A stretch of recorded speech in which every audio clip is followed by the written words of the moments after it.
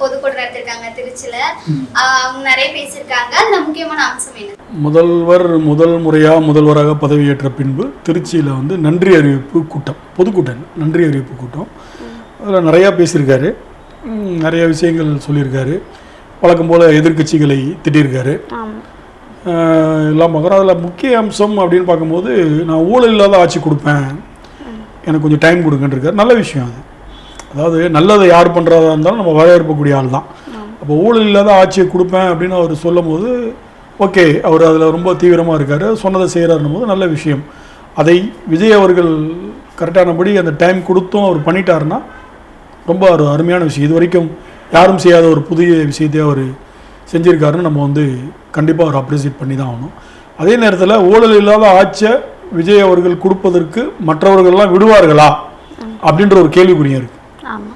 ஏன்னா நிறைய பேர் கரப்ஷன் இல்லாத ஆளே கிடையாது, இன்றைக்கி அப்படி தான் இருக்குது. அப்போ அவங்களாம் டம்மான்னு சினிமா மாதிரி ஒரே நாளில் தெரிஞ்சிருவாங்கன்னா வாய்ப்பே இல்லை.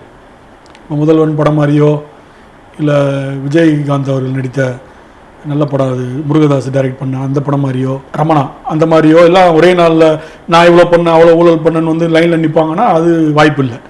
பட் ஆனால் கிட்டத்தட்ட நிறைய டிபார்ட்மெண்ட் இருக்குது.